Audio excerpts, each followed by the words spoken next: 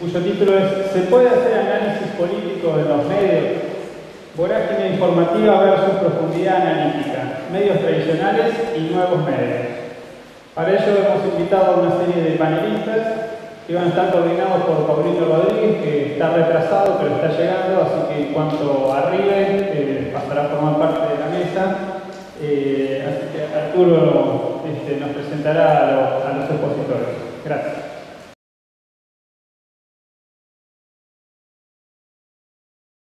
La idea es arrancar por orden alfabético, de manera que el primero, que debe haber pasado en la escuela también, el primero es Hugo Alconada, que es abogado por la Universidad Nacional de La Plata, magíster en Artes Liberales por la Universidad de Navarra, España, fue visiting escolar en la Universidad de Missouri, Columbia, trabajó en Estados Unidos, entre enero del 2005 y febrero del 2009 fue corresponsal en aquel país.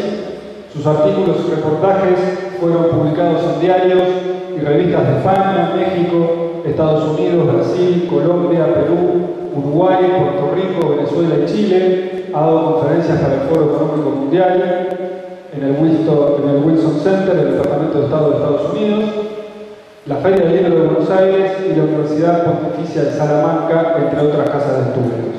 Es en la actualidad prosecretario de redacción, abogado a la investigación sobre corrupción, lavado de dinero y fraude corporativo, trabaja en el Diario de la Nación y le damos la bienvenida y las gracias por participar de este panel. La idea es, como comentaba él, hacer 10 minutos, probablemente sean mucho más interesantes las preguntas y respuestas que lo que vamos a estar hablando ahora. Así que voy directo al grano. Sí, es posible hacer buenos análisis políticos y económicos en un diario, en un medio de comunicación. Es posible. Se pueden lograr análisis de muy buena calidad y hay ejemplos de sobra sobre eso, aunque también es cierto que se afrontan múltiples desafíos que son de todo tipo y solamente citaré algunos de los más habituales. El primero y central es la competencia entre lo que la gente quiere y lo que la gente necesita, entre comillas, saber. Y señalo esto porque una y otra vez, sobre todo ahora que están las nuevas tecnologías, es bastante más fácil de percibir qué es lo que la gente quiere consumir con respecto a lo que la gente, nosotros le ofrecemos como material duro. Y les voy a contar una anécdota. En el Diario de la Nación, lo que ya está verificado es cada vez que uno pone la palabra culo, teta o sexo en un título, indefectiblemente es la nota más leída del día. A tal punto que un día hicimos una experimentación. Teníamos una nota de Ciencia y Salud sobre los caracoles hermafroditas. Y decidimos hacer el experimento. El sexo de los caracoles. Fue la nota más leída de la semana. Con lo cual, cuando uno afronta el desafío de escribir un análisis político o económico, uno sabe que naturalmente ya tiene menos chance de sea muy leído que otros temas más calientes o más atractivos.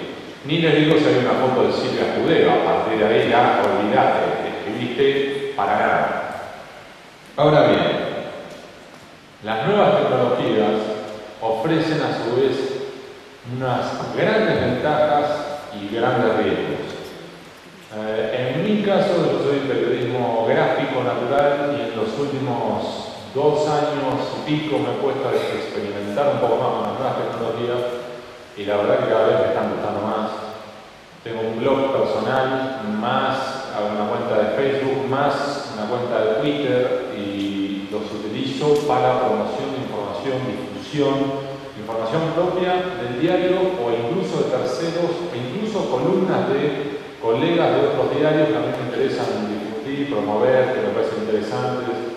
Y es una herramienta muy útil.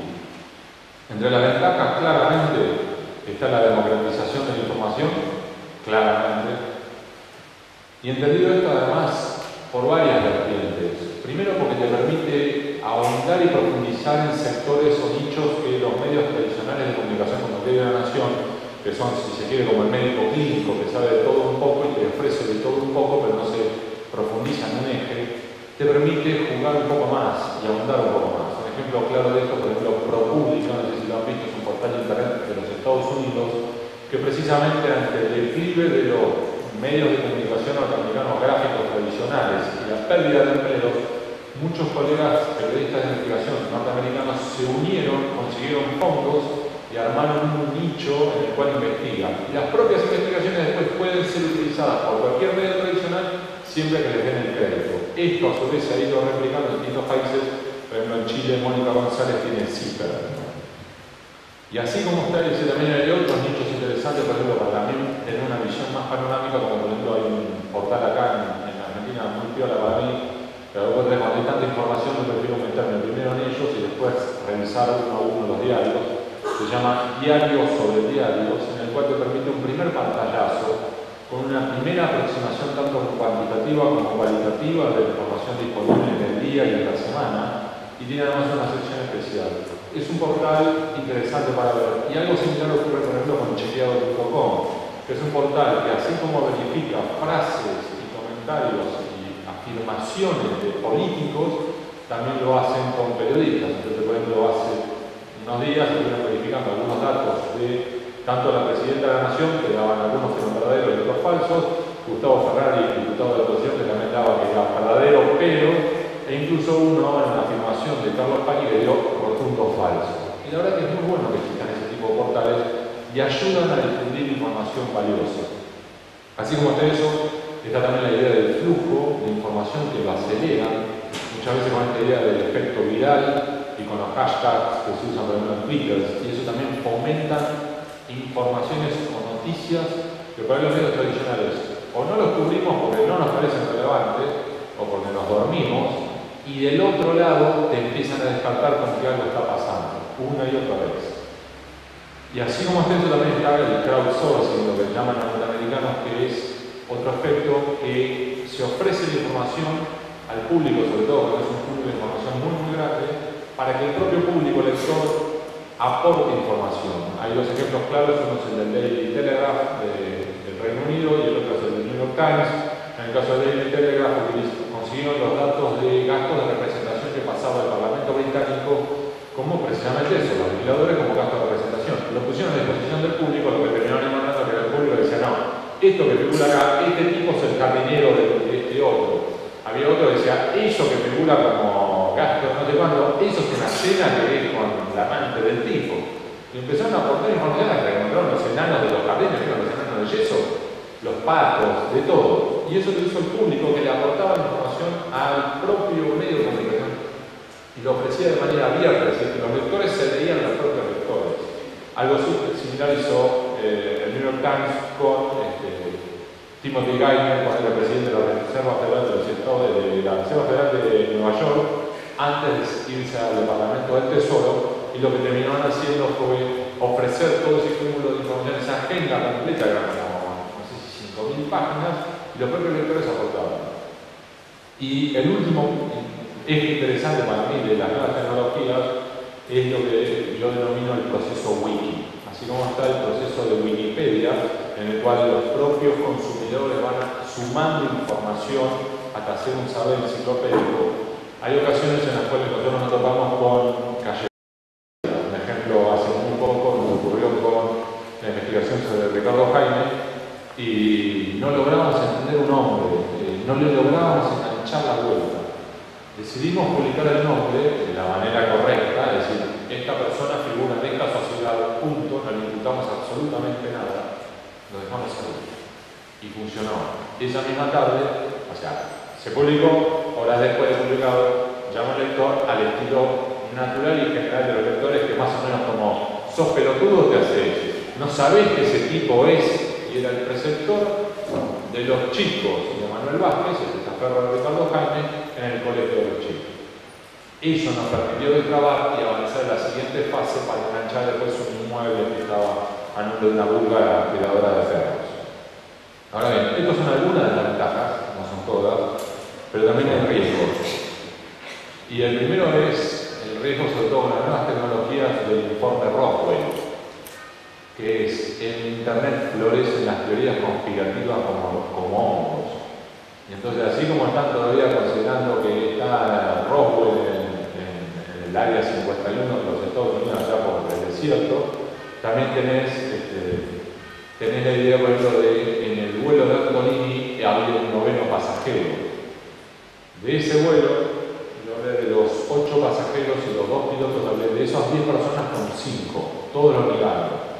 Buscaba la bitácora de vuelo, también estaba negado. Buscaba las fotos, no aparecía. E incluso tomabas el tiempo neto de vuelo, porque como ustedes saben, cuando uno hace escala naturalmente por la desaceleración, aterrizaje, reportaje y despegue, y aceleración posterior, hay un tiempo mayor de viaje entre, por ejemplo, Caracas y Buenos Aires, que si por el contrario no hay escala, el tiempo se reduce, ¿sí? La diferencia habitual del viaje. Bueno, incluso así, y uno incluso publicaba todo esto, y del otro lado las teorías conspirativas decían, es un teniente coronel, y el nombre es pum pum pum. Muchas gracias. Primero, el segundo es la idea de la pelea que le permite dar el anonimato y la impunidad consiguiente, es decir, una y otra vez en los medios de comunicación, tanto en Facebook como en Twitter y en los propios comentarios de los lectores en los medios o en los portales de internet, la impunidad del que se escribe, por ejemplo, como Tito de Palermo y se dedica a darte unos garrotazos desde la impunidad del anonimato. Y por lo general eso deriva en algo más, que es cuando las discusiones se estupidizan, los que quieren aportar comentarios inteligentes se desconectan. Y al final los propios periodistas que buscarían en esos comentarios de los lectores información potencialmente valiosa, ya al final no leen los textos, no leen los comentarios y dicen no tengo ganas de leer mierda.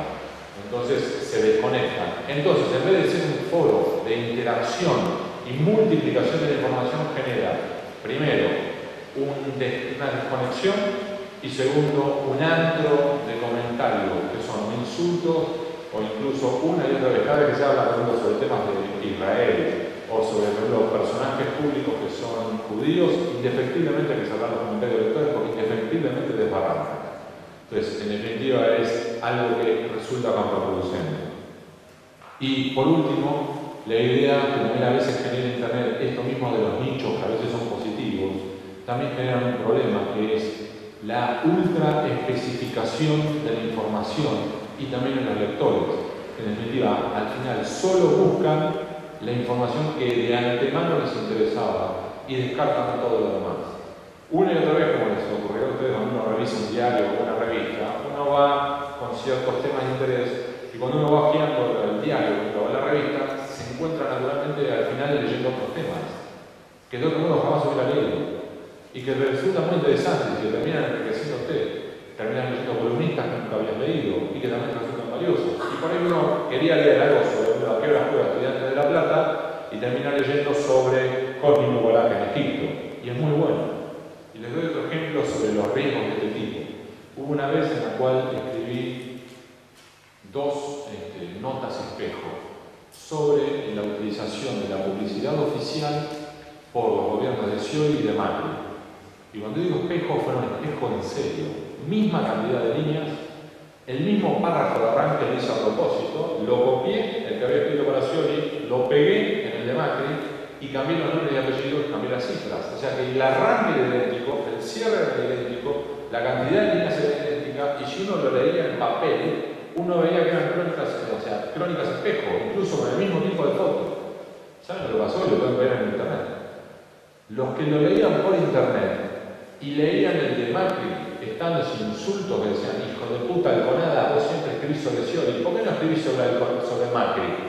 Y vos veías los de Macri y decían, hijo de puta, escribís sobre Macri, y no escribís sobre Scioli, que gasta 1000 veces más. Decía, querido lector, ¿por qué no buscas en las notas relacionadas en internet y te vas a encontrar con exactamente lo que me estás diciendo?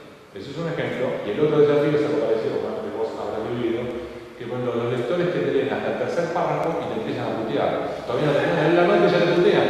Hijo de puta, ¿por qué no escribís tal cosa? Y vos tendrías que escribir que está en el cuarto párrafo, no llegaste. Entonces, son desafíos en un contexto que ofrece, digamos, ventajas y desventajas. Ahora insisto para cerrar y no alargarme después, de todo modo con la lectura volvemos. ¿Es posible hacer análisis profundo, hacer investigaciones, hacer este tipo de textos valiosos? Sí. El desafío es cómo tornar lo que nosotros consideramos valioso o interesante, que sea atractivo, sin tener que poner en el título el sexo de los caracoles. Gracias.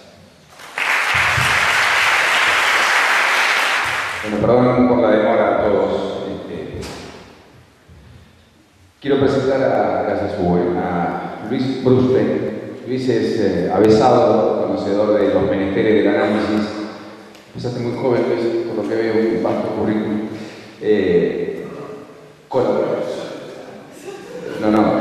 Sos muy joven, con vasto currículum, ambas cosas. Revista Crisis, Le Monde Diplomatique, has empezado con las colaboraciones. Actualmente es el subdirector de Página 12, lleva años allí. Naturalmente que en el interín fue redactor de la revista Gente, la agencia Prensa Latina, fue fundador y columnista en la sección de internacionales del diario 1+1, precursor del diario La Jornada de México, fue jefe de redacción de las revistas Supervivencia y Ciencia y Desarrollo en México, de divulgación científica, secretario de redacción, editor a cargo de la cobertura del juicio de los excomandantes y jefe de la sección política, además, nacional del diario La Razón, durante la dirección de Jacobo Timerman. Prosecretario de redacción a cargo de las secciones Educación, Fuerzas Armadas, Derechos Humanos de Página 12, director de la revista cultural de Sama, desde hace varios años, insisto, subdirector de Página 12. Distinciones por doquier, Memorial de la Paz, las distinciones José Artigas, Arturo Jaureche, por trabajo sobre los movimientos sociales, el premio José Martí, realizó producción y el pre-guión de los documentales Crónicas de un Olvido en México y Los que harán la libertad en Nicaragua sobre la guerra contra Somoza, documental que obtuvo el premio del Festival de Lille en 1979. Siempre el periodismo es y habla. Me digo muchas gracias por el currículum, pero la verdad, yo tengo 62 años, el currículum me se hace largo cuando empezás a trabajar en los medios. Yo soy Brusten y estoy en la clandestinidad, porque en realidad vengo a reemplazar a Mario Weinberg, que es el que figura en el programa, y la verdad quisiera tener la locuacidad, la facilidad de palabra que tiene Mario, y haré todo lo posible para que no se note la falta de Mario. A mí el tema de la vorágine, de la velocidad de los medios, de los nuevos medios, es realmente un tema que me interesa, pero a mí siempre me interesaron más los contextos en los cuales se producen estos fenómenos en los medios, porque los contextos son los que de alguna manera marcan las definiciones que producen los medios. El tema de la vorágine es un tema, digamos, que se ha ido procesando a lo largo de mucho tiempo. Hablando de veteranía, cuando empezaba a discutir, cuando empezaban a trabajar en los medios electrónicos eran secundarios, los medios más importantes eran los medios gráficos, y entonces la velocidad la agencia era lo más rápido, el diario era el punto intermedio, y las revistas, los semanarios eran... Eso es una especie de gran tortuga con relación a lo que son ahora los medios electrónicos y la casi simultaneidad de la información con que llega al público. Eso a mí me da la pauta de cómo los contextos han ido cambiando, pero no solamente cambian por el cambio de soporte o por el cambio de tecnología, sino también porque los medios tienen que ver con las sociedades con las cuales interactúan, y de las cuales provienen y de las cuales forman parte. Eso también implica que hay cambios, que no hay una sola forma de ver a la actividad, a esta experiencia de la información, que hay muchas formas de verla y de juzgarla. Y yo lo digo porque en el debate que se ha desarrollado, apasionante, a veces con mucha bronca, a veces con muchas descalificaciones, pero es un debate que por primera vez tiene la densidad que tiene en la Argentina alrededor de los medios a partir de la Ley de Servicios de Comunicación Audiovisual. Lo digo porque hay una tendencia, creo que no es la única, pero sí me interesa destacarla, de juzgar las distintas modalidades, las distintas formas de plantear la información desde una especie de actitud modélica que tiene que ver con una idea liberal en el buen sentido de la palabra, de lo que es la actividad informativa, la actividad del periodista como neutral, como independiente, con lo único adversario en estas sociedades donde el monopolio de la represión y el monopolio del ejercicio ejercicio de la coerción lo tiene el Estado, aparece como el Estado el único adversario concreto, digamos, en esa definición de la independencia y de la neutralidad de los periodistas. Y a mí me interesaría hacer esta idea, o plantear esta idea de cómo han ido cambiando las modalidades del ejercicio de esta experiencia, digamos, de esta actividad que tiene que ver con la información, a lo largo del tiempo e incluso de las geografías, de las zonas donde se fue desarrollando.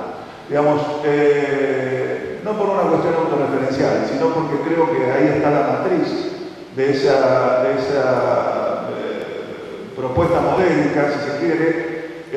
Yo me remontaría a la época que yo empecé a hacer periodismo, donde apenas empezaba esta discusión, algunas cosas de Marshall McLuhan, que hablaba de la aldea global, que los periodistas nos matábamos de la risa, nos parecía una exageración total, que a los únicos que les interesaba más o menos estas definiciones eran algunos sociólogos de comunicación, que además no se recibían en Argentina, se recibían afuera, porque acá no había ni siquiera carrera en ese sentido, ¿no?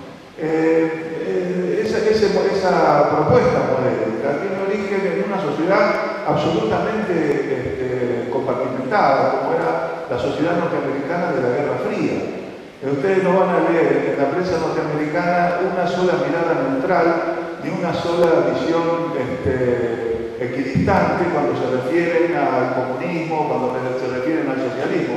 Y esto que parece una perogrullada, en realidad si se lo compara con la misma época, lo que funcionaba en Europa, por ejemplo, donde las luchas sociales, donde los procesos económicos y políticos, las tradiciones culturales incluso habían sido completamente distintas, el sistema de medios en el cual se generaba la información era un sistema esencialmente diferente que expresaba una diversidad que nunca tuvo el sistema de medios gráficos electrónicos de los Estados Unidos. Un sistema de medios donde había medios claramente que expresaban las corrientes ideológicas del comunismo y del socialismo, a diferencia de lo que sucedía en Estados Unidos. Pero ¿por qué en Estados Unidos surge esta idea modélica del proceso en Estados Unidos? Porque también se hace un planteo modélico de la sociedad norteamericana en cuanto a su forma de organización democrática. Que es una mirada también parcial, es el modelo republicano que de alguna manera se proyecta como ejemplo para nuestras sociedades, es un modelo imperfecto, es un modelo impuro, porque es un modelo que tiene regimentado en su seno la intervención de formas de poder que no son democráticas, como son los lobbies de las grandes corporaciones económicas. Es una sociedad donde las políticas que tienen que ver con los intereses corporativos lo definen las corporaciones, la mayoría de las veces. Lo digo siempre para no caer en descripciones que pueden ser esquemáticas, pero de alguna manera de ahí surge esa pretensión, digamos, yo creo ideal, pero que no tiene que ver con la realidad, donde el único enemigo, la única posibilidad coercitiva frente al ejercicio de la información aparece el Estado. ¿Por qué? Porque en ese sentido el republicanismo norteamericano es un republicanismo que también esconde esa imperfección, donde comparte las decisiones políticas con formas corporativas que no tienen que ver con un esquema democrático de representación. O sea, las corporaciones no las elige nadie y sin embargo deciden políticas que tienen que ver con las propias sociedades, digamos, en las cuales se están generando. Es decir, esa idea, para mí, digamos, del ejercicio del periodismo, no es una idea, digamos, es una idea criticable, que de alguna manera la puede sostener, la que la siga sosteniendo. Creo que es un error plantearla como excluyente, porque al mismo tiempo, si se quiere, en aquellas épocas en la Argentina, el sistema de medios era un sistema de medios muy conservador, y la mayoría de las veces cómplice de esa especie de régimen de democracias tuteladas y golpes militares que hubo en la Argentina durante casi 100 años. O sea, cada empresario de medios que se proponía inaugurar un medio nuevo, se planteaba la línea editorial más baja posible, porque tenía que ser una línea editorial que soportara tanto una dictadura militar como esos periodos, esos lapsos intermedios de democracia tutelada. Entonces, el sistema de medios que se fue conformando hasta los años 80, por lo menos en Argentina, era un sistema de medios muy conservador, mucho más conservador que la población en general. Es decir, el 95% de los argentinos votaban al peronismo o al radicalismo, y estas fuerzas prácticamente no estaban representadas en el sistema de medios, digamos, en el grueso del sistema de medios. Hubo experiencias, por supuesto, que fueron, que trataron, que surgieron en esos periodos, en esos lapsus interruptus democráticos, pero que tuvieron muy poca duración, ¿no? Se puede señalar de La Opinión, por ejemplo, el diario El Mundo, que planteaban una visión más democrática, más progresista, si se quiere, de la realidad, de la visión del mundo que se planteaba, pero que tuvieron muy corta duración. En el caso de La Opinión, por ejemplo, terminó intervenida, rematada.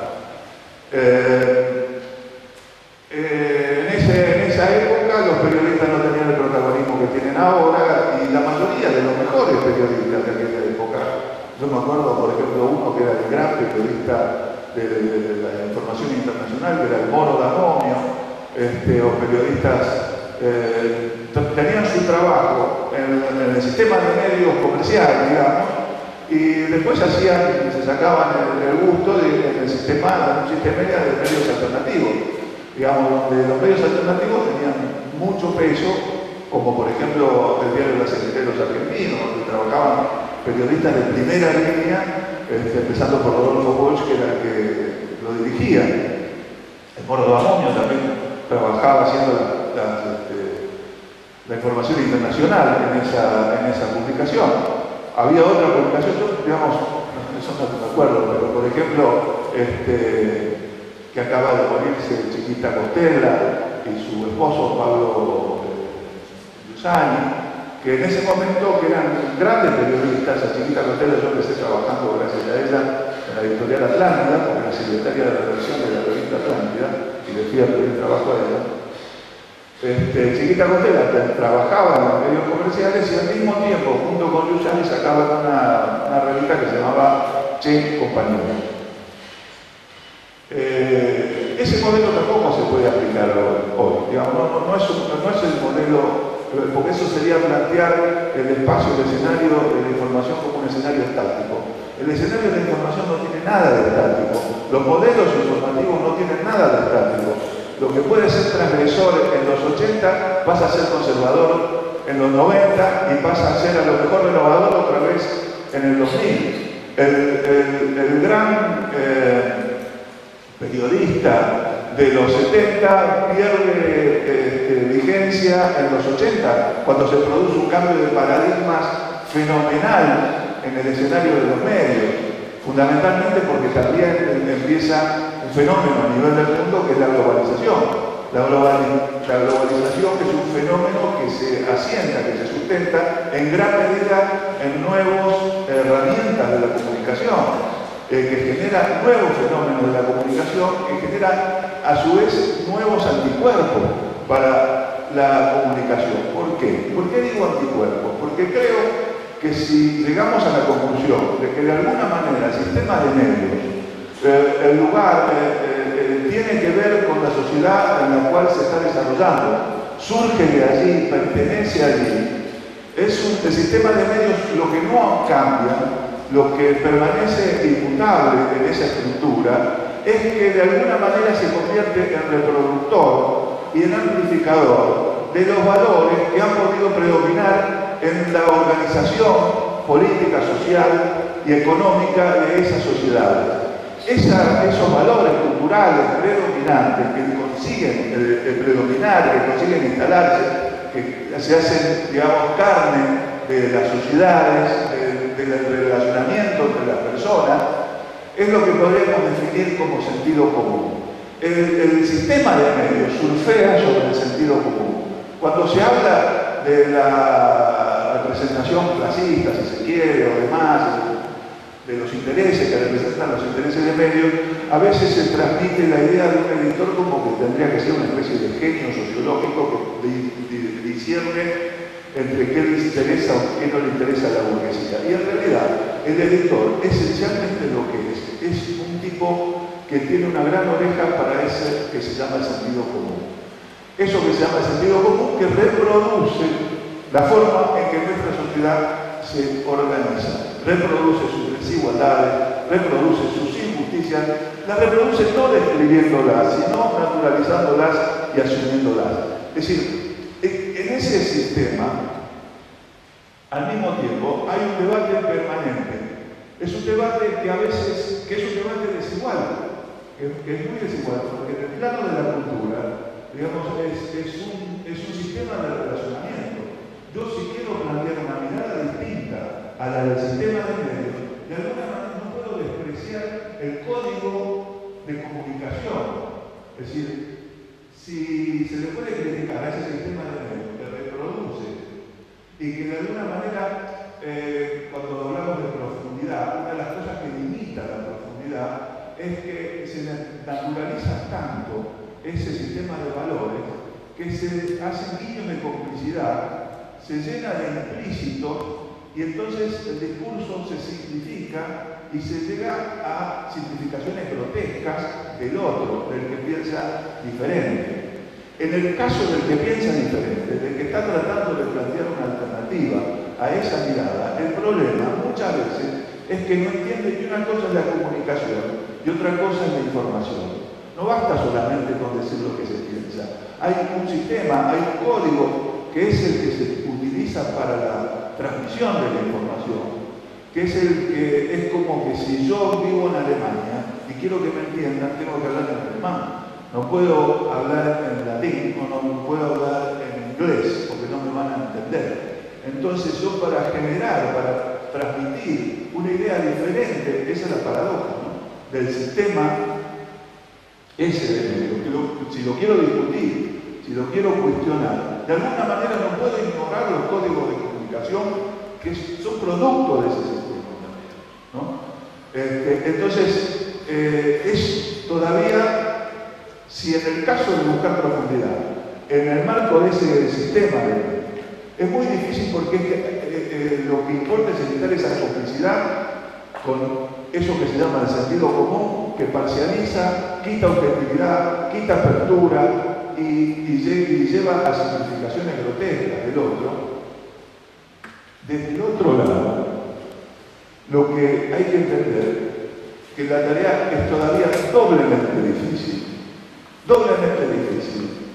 porque estamos usando herramientas que rápidamente se van transformando. Yo creo que además esto que yo estoy diciendo puede ir cambiando mañana, y mañana puede ser diferente. O sea, yo lo escuchaba atentamente a Hugo Alconada hablar sobre el tema de las nuevas herramientas. La verdad, yo no conozco tanto, pero inmediatamente, apenas surgen, esas herramientas son incorporadas a esa disputa, son incorporadas a esa propuesta.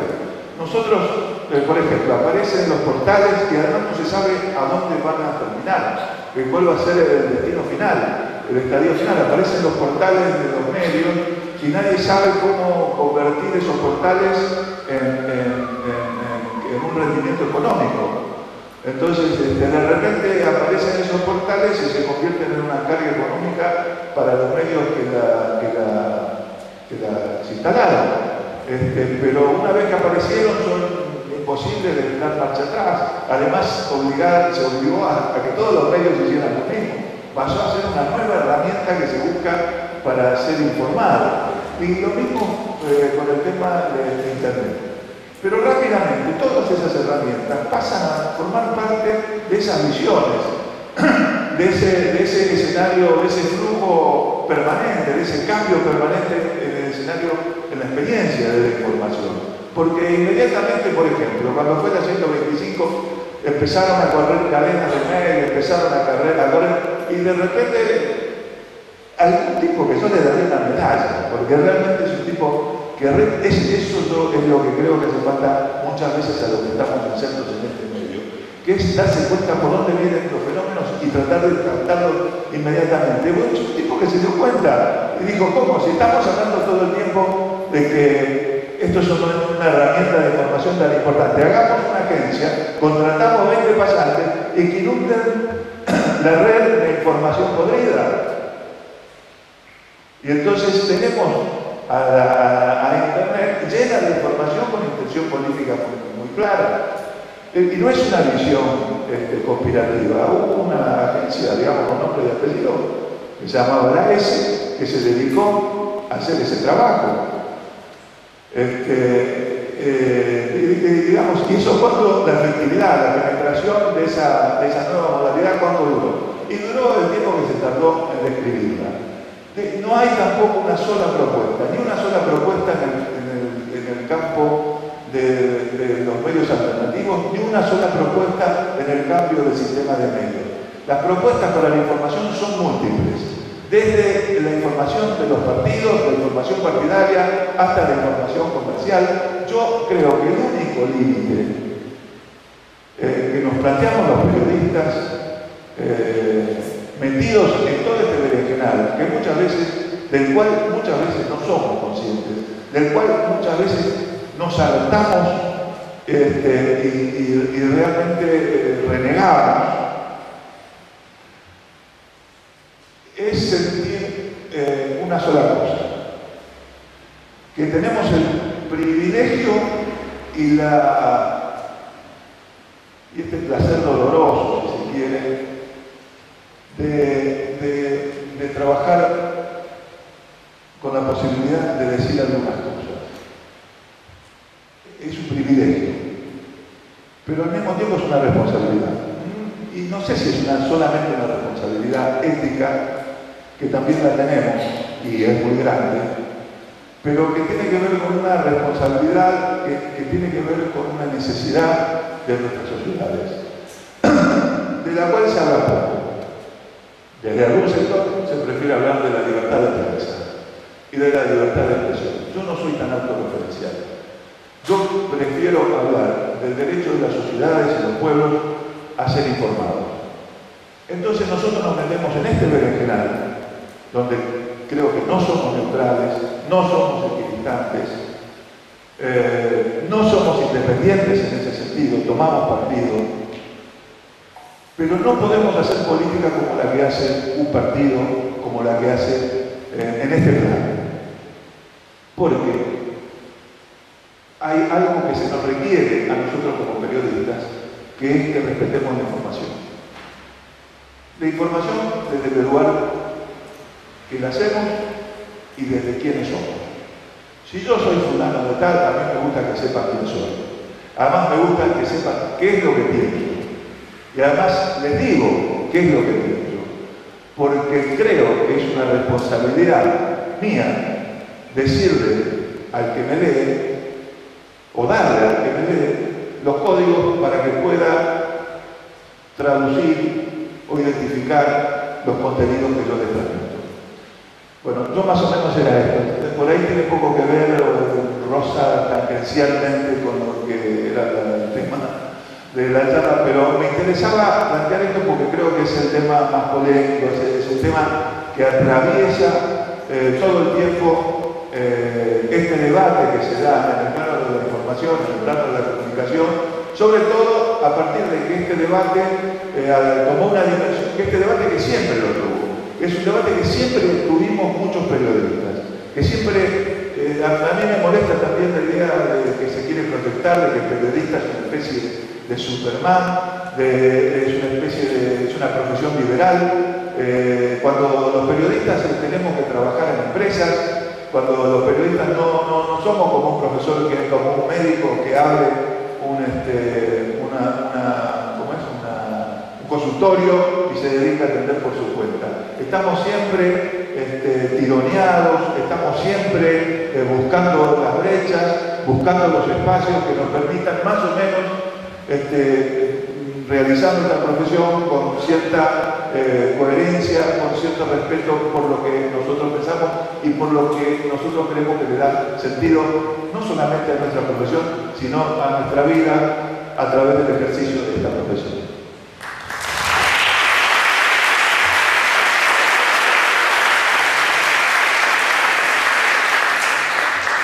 Cumpliste el cometido, querido Luis.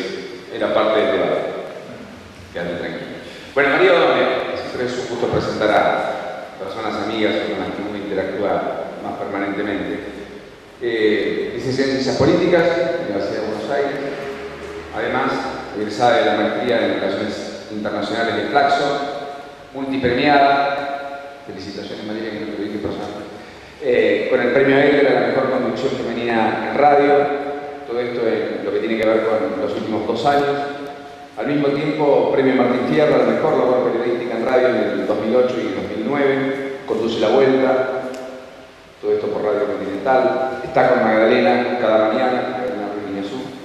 Empezó en Página 12, pasó por la redacción del diario La Nación, fue corresponsal en Washington y escribió 2 libros que bien vale la pena leer. Uno de ellos, El aparato de los intendentes del conurbano y las cajas negras de la política, del año 2005, y allá por el 2007, Propaganda Acá, una maquinaria de promoción con dinero del Estado.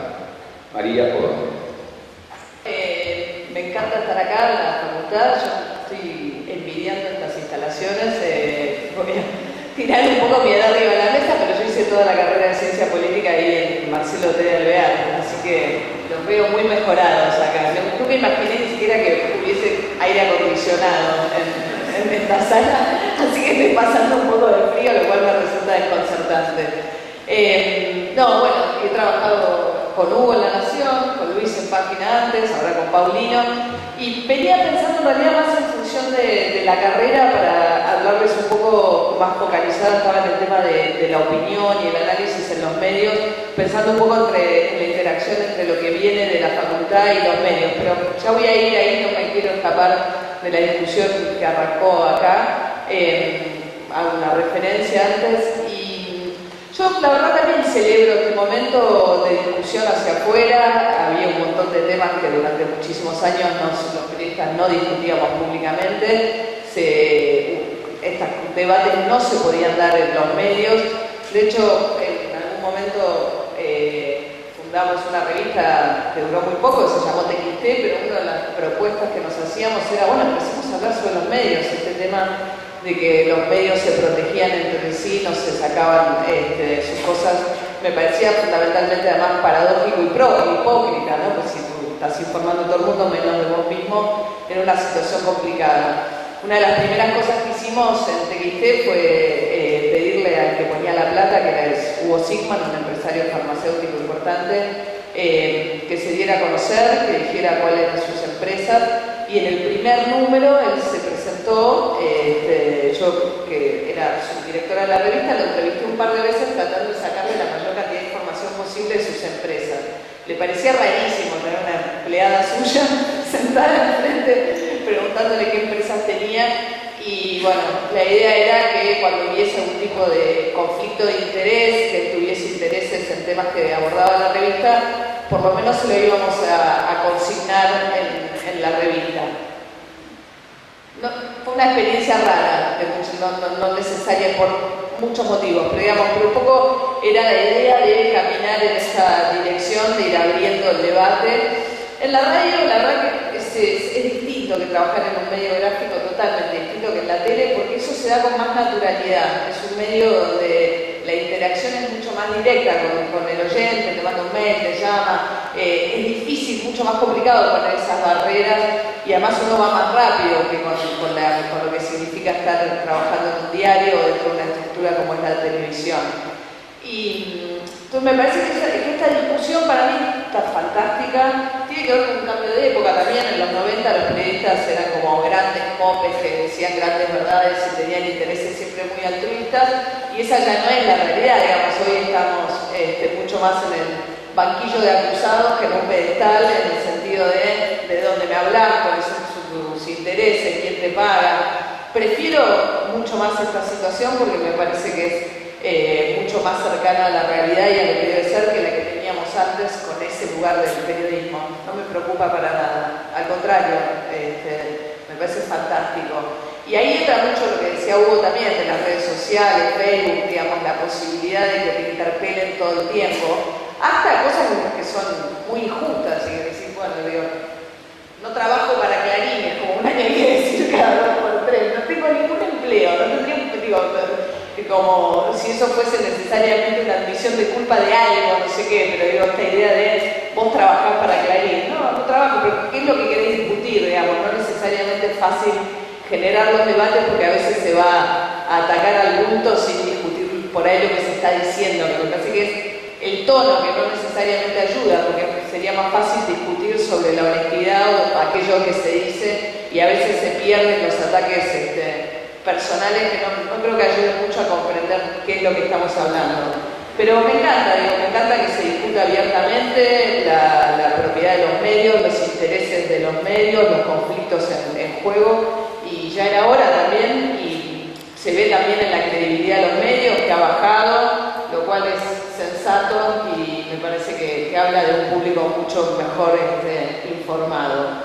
Pero sigo creyendo todavía que el poder político es uno de los lugares donde el periodismo, si no puede trabajar desde el lugar de investigarlo, está muy coartado. Sí, esta idea de que las corporaciones están, que el poder está en otro lado, que no es el poder político, es una idea curiosa, porque en realidad hay que reclamarle en todo caso, a mi gusto, al poder político que regule aquellas corporaciones y que se haga valer.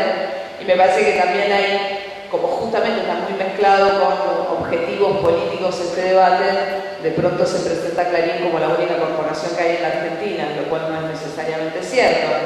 Y cuesta mucho desde los medios privados, efectivamente, eso también es cierto, denunciar o abordar lo que son las interferencias de empresas privadas sobre los medios, ¿no? La censura en los medios privados es un medio mucho más tabú que la censura en los medios públicos. Aunque ahora es interesante, porque a partir de lo que pasó también con el despido de Claudio Michetti en La Nación, un debate esta semana, se había pasado algo parecido en Página 12, empiezan a salir estas discusiones, ¿no? Pero me parece que falta trabajo en dirección a que las corporaciones y las grandes empresas también sean investigadas desde los medios de comunicación, los grandes avisadores, ¿no? Si un día vemos alguna nota en contra del Coto, sabremos que el periodismo argentino todo habrá cambiado, independientemente de los intereses económicos de cada medio. Me parece que eso nos atraviesa a todos. No en la radio, sinceramente, pero no porque lo diría, pero la radio tiene como en ese sentido otra lógica y a veces más compleja de lo que se pretende dar desde la discusión. Voy a dar un ejemplo y no pretendo ponerme la bandera de nada, pero la Continental tiene mucha publicidad del campo, como todo el mundo sabe, o los que escuchan Continental sabrán, y hay una idea de que eso hace que nosotros desde los micrófonos seamos los representantes de los intereses y las empresas del campo. Y el otro día, dentro de mi horario, que son 2 horas, yo tengo un micro de campo que hace el señor del campo. Y termina el micro y salió Darío Aranda, que es el periodista de Página 12, que había estado cubriendo el crimen de Cristian Ferreira en Santiago del Estero con el tema del Mocase, y que después denunció que en Página 12 le habían censurado unos párrafos de aquello que dijo en la radio del campo, que era que los intereses ojeros y la protección de Gerardo Zamora y del gobierno nacional a este poder político en Santiago del Estero tenía mucha culpa sobre el crimen de Cristian Ferreira. La Página 12 aclaró y sacó un comunicado antes de que llegue Luis acá diciendo que tal cosa no había censurado, y si buscan en internet van a encontrar toda la discusión. Y es cierto, y trabajé en Página, que estas discusiones se dan abiertamente en Página como no se dan en otros medios, se dan en asamblea y nunca terminan en un despido. Página 12, aunque aquello pudo haber ocurrido, no terminan en despidos y se discuten abiertamente. Creo que Página en eso sigue siendo un medio distinto a muchos de los medios en los que trabajé y conocí. Pero digo, todas estas discusiones son discusiones nuestras, no se discutían nunca estas cosas. Ahora estamos discutiendo públicamente cosas que no salían a la luz. Pero digo, yo personalmente sigo creyendo, formo parte quizás de la generación de periodistas que creíamos más en el Watergate, ¿no? Como cosa así romántica, de que además iba a haber una empresaria de medios que no le iba a importar perderlo todo con tal de seguir la pista, estos 2 jóvenes que ni siquiera le contaban quiénes eran sus fuentes. Pero sigo creyendo que ese es un modelo de periodismo para mí muy importante. Sigo creyendo en la libertad de poder informar del poder político, porque si no también finalmente uno termina tapando a las corporaciones que ese poder político está tapando. Entonces me parece que ojalá de esto salga como encontremos puntos comunes donde trabajar para ofrecer un mejor periodismo de mejor calidad y mucho más democrático en el sentido de que se escuchen otras voces y que esté interpelado también la idea de que hay una neutralidad y que los periodistas y que ciertos medios representan al periodismo independiente. Cuando antes, bueno, de hecho, discusiones que estamos viendo darse en medios hoy como Clarín o TN hubiesen sido imposibles en otro momento y me parece que son un poco un reflejo de lo que está viniendo de afuera, que necesariamente tiene que entrar ahí también. Pero bueno, muy brevemente el tema que nos ocupaba, que era la opinión y en los medios de comunicación. Es cierto lo que dice Luis del sentido común, ¿no? Y yo creo que una de las maneras de tratar de desafiar el sentido común de los medios es con la ayuda de la academia y de los intelectuales y de los estudiosos. Me peleo mucho con la idea de la lista sábana. Entonces, bueno, vamos a discutir la lista sábana, la representación de las minorías. Estamos discutiendo una lista única, boleta única con un sistema de lista sábana, ni siquiera entran todos los candidatos. La lista sábana se supone que es el origen de todos los males del sistema político argentino. La verdad que no, tiene representación de minorías, ¿qué pasa con eso? Esos temas, complejizar esos temas es un desafío muy grande, lo mismo que la inseguridad y como ciertos temas que son muy complicados de decir, bueno, a ver, discutámoslo, veámoslo. Quizás no es tan mala la lista sábana y quizás la boleta única en un sistema con lista sábana no entra. Y está bueno que yo vote a uno que ni siquiera sé quién es porque no tengo el nombre en la boleta, no parece ser muy lógico. Pero digo, me parece que ahí falta también que desde las universidades se promueva un poco más el trabajo que hacen, que sea más accesible, que también se haga un esfuerzo por que la producción académica se escriba y llegue a los medios de una manera que se pueda comunicar, ¿no? Y que podamos meter un poco más de análisis en los medios. Bueno, me fui en la discusión, no dije nada de lo que tenía preparado por ustedes dos, así que muchas gracias.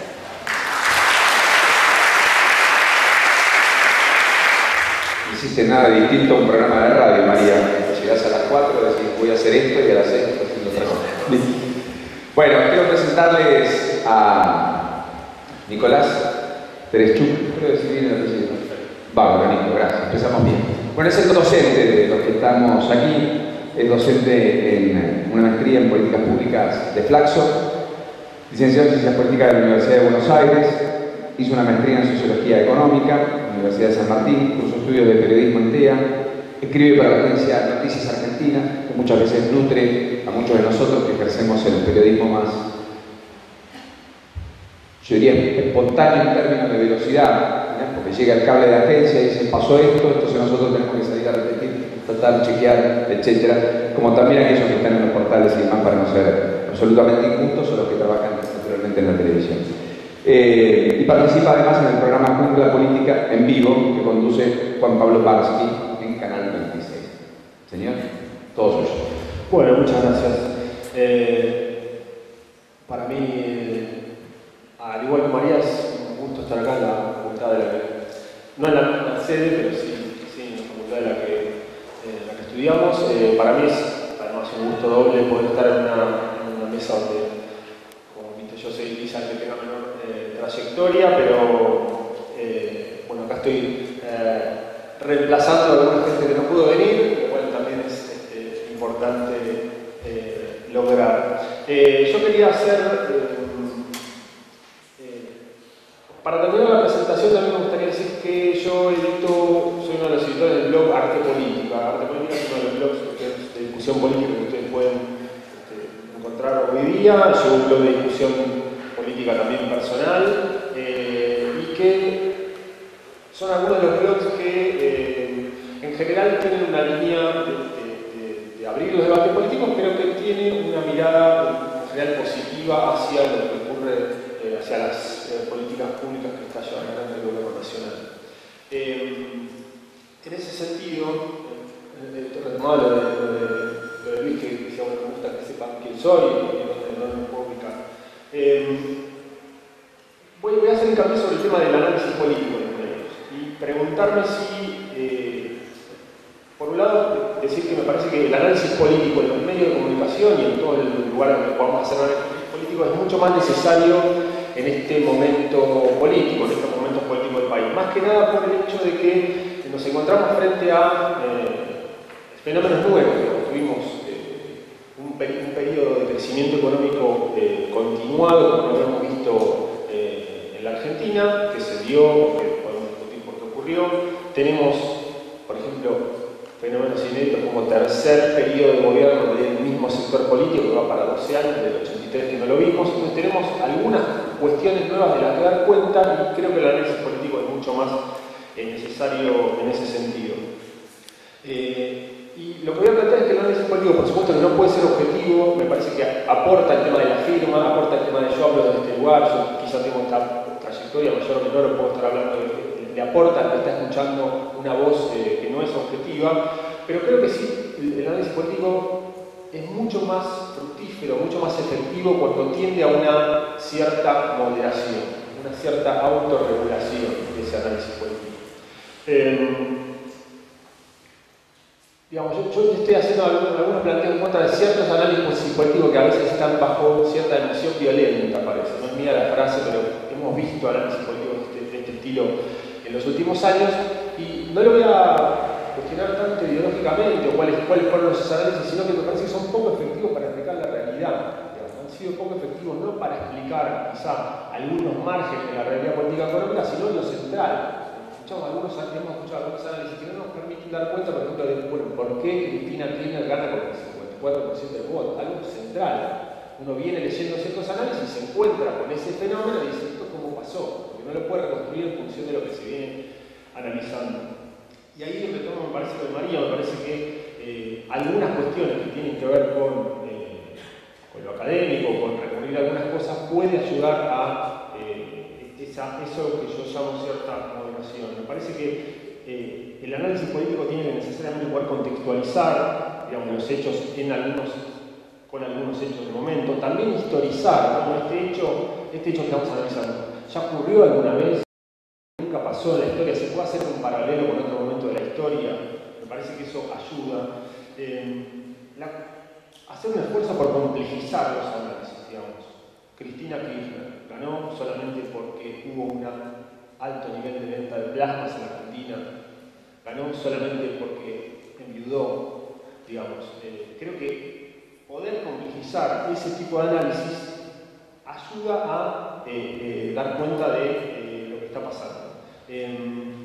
Porque si no, también se entran muchas contradicciones. Digamos, si yo digo que la gente votó con el bolsillo y al mes digo que la quita de subsidios a los usuarios de servicios públicos prácticamente parece que va a poner en situación de vulnerabilidad social al 90% de la sociedad, es que algo está fallando. Votó porque estaba fantástico, estaba votando solo por el bolsillo, una sola variable explicativa, y además, o no sé, la nueva situación de los subsidios va a poner en la pobreza a un montón de gente. Quiero decir, si yo no trato de moderar, de contextualizar esos análisis, voy a terminar mal. Lo mismo si yo tengo una mirada positiva hacia el gobierno nacional y asumo directamente el mismo tono, el mismo ritmo de lo que puede ser lo que se llama el relato del kirchnerismo. ¿Sí?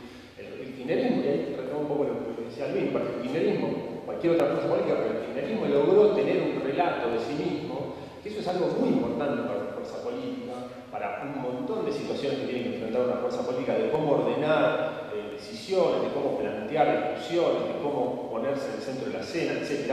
Pero si yo trato de hacer análisis político y asumo exactamente ese mismo ritmo, ese mismo tono, digamos, me impide también explicar algunas cosas. Por ejemplo, correcciones en los rumbos económicos, o plantear, digamos, que la situación actual, aun si yo tuviera una mirada positiva de lo que ocurre con el kirchnerismo, la situación actual es un punto de llegada absoluto, donde todos los problemas del país están resueltos, no puedo dar cuenta de otras cuestiones y otros conflictos y situaciones conflictivas que la sociedad argentina nueva demanda tiende a plantear. Esto pasa también en todas las sociedades latinoamericanas. Bueno, sí, la mayoría de la gente tiene empleo, pero ahora quiere puede estar, o sectores que antes estaban en la pobreza pueden estar alimentándose mejor, pero quiere que sus hijos no tengan que vivir en la nueva pieza y tengan que acceder a una vivienda. Los problemas y la demanda se van complejizando. Creo que también los analistas políticos tienen que poder plantear algunas preguntas adecuadas. Creo que no hay que tener miedo de, si uno hace análisis político, plantear preguntas o inclusive dejar abiertas las preguntas para que el que está leyendo ese análisis pueda respondérselas. O inclusive poder decir, yo de este tema no sé, no con esas palabras, pero quizás abrir algunas preguntas a la discusión. El otro elemento que marqué es, bueno, tratar de despejar los análisis de los eslogans. Bueno, Guillermo Moreno, es polémico. Bueno, ahora, ¿es efectivo? No sé. ¿Es honesto? No sé. Quiero decir, tratar de quitar eso. O el tema de los países serios, digamos. Me parece que la academia también te sirve para eso. Bueno, por ejemplo, el país serio. Bueno, se planteó políticamente a Brasil como un país serio. Bueno, Brasil tiene mucha complejidad. Uruguay, los países serios como Uruguay. Uruguay es un país de 3 millones de habitantes. Pero si yo quisiera hacer el análisis como para compararlo con la Argentina. Creo que en esto de moderar los análisis tiene que ver con pluralizar las fuentes. Digamos. Si yo tengo siempre las mismas fuentes, fuentes no digo tanto fuentes periodísticas, sino también fuentes, como vos mencionaste, de llamar expertos, fuentes que puedan complejizar de decir lo que sí, qué quiere decir la parte del vaso medio llena y qué quiere decir la parte del vaso medio vacía. Yo puedo tener como fuente a los 7 ex secretarios de energía, pero bueno, hace 4 años por ahí vienen diciendo que va a haber corte de luz ya, y los cortes de luz no aparecen, porque también la realidad es dinámica. O puedo llamar a, insisto, gente que siempre va a defender la política del gobierno y no me va a dar cuenta de algunos problemas y de algunas correcciones que se dan. Lo mismo, bueno, pensaba en otros. El tema argumentativo, y esto voy a lo del tema de la web. Nosotros tenemos un blog de discusión política que tiene un cierto posicionamiento. Nosotros, de alguna manera, creo que una cosa que logramos es fomentar un espacio de discusión y debate político, tratando de moderar los comentarios, tratamos de hacer, existe el anonimato, pero tratamos de hacer centro en los argumentos y no en esto de, bueno, vos quién sos, a vos quién te paga. Esos comentarios siempre aparecen en el blog, pero tratamos de ir más hacia el lado de lo que estamos argumentando y no de quién sos, o sea, tratar de poner esas reglas en el debate. Y en el análisis político me parece que hay que ser más argumentativo. El otro tema es no tratar de imponer los deseos por delante de la realidad. Yo no estoy tratando de analizar políticamente, eso me parece lo más difícil de todo, definitivamente. Para los que tienen una visión más positiva del gobierno y para los que no tanto. Pero yendo al tema de los medios y los periodistas, vemos muchas veces cómo se ponen los deseos por delante de la realidad. O se fuerza la realidad hacia otro punto. Lo veíamos, por ejemplo, en el libro Argel Leaks, que revela el cable de la embajada norteamericana de Santiago. Cómo hay medios o algunos periodistas que forzaban a veces algún conflicto con la embajada norteamericana hasta un punto que quizás no era el que plantear. O planteaba una situación de conflicto como irreversible cuando en realidad lo que explica, está muy bien explicado en ese libro, lo que explica a veces los ejes de la situación de la relación argentina-norteamericana tiene que ver con 3, 4, 5 puntos que sí, la Casa Blanca o el Departamento de Estado no va a negociar nunca, y porque tiene mucha coincidencia con la Argentina y después todo lo otro se puede discutir con me parece que esto es importante también en momentos en que vemos sectores de la oposición que plantean desde sus puntos de vista revisar estrategias. Escuchamos a Guerra que dice lo del grupo A falló, algunos dirigentes radicales que hicimos un antikirchnerismo bobo. Me parece que desde el lado político esto también tiene que ver con la necesidad de complejizar cuál es la realidad, cuáles son los análisis políticos. Y sobre el lugar, lo último que voy a decir de las nuevas tecnologías y el blog, me parece que, el blog y el Twitter, que me parece que son formatos que van variando, que van cambiando, y en lo que hace a la decisión política me parece que lo más importante es, insisto, si bien es cierto que a veces hay gente que se juega en anonimato, insultos, etc., termina funcionando también lo que funciona en la ley. ¿Qué quiere decir? Lo que uno va a seguir creciendo en Internet es aquello que es interesante, que puede ser interesante y divertido, puede ser interesante, divertido y profundo, y mantiene en el tiempo y lo que mantiene cierta línea de tiempo. Eso puede ser dado inclusive por un usuario anónimo y puede sostener todas esas cuestiones, salvo la de solitaria. Pero creo que eso existe y que ese espacio de debate, de discusión, de intercambio de información, yo creo en lo que está diciendo esta persona, que no conozco, porque ya lo vemos bien, en real produce una información que puede ser interesante, que puede ser divertida, que puede ser llamativa, me puede servir a mí para el análisis político, todavía existe, eso va tomando distintos formatos, distintas formas, distintas redes sociales, etc. Pero insisto, me parece que lo que me interesaba marcar es la efectividad del análisis político como herramienta. No depende del tema de la vorágine informativa, depende de esto de complejizar, de contextualizar y de tratar de hacer un poco más complejo el análisis político, aún diciendo, bueno, yo hablo desde este lugar, ¿sí? Me parece que eso todavía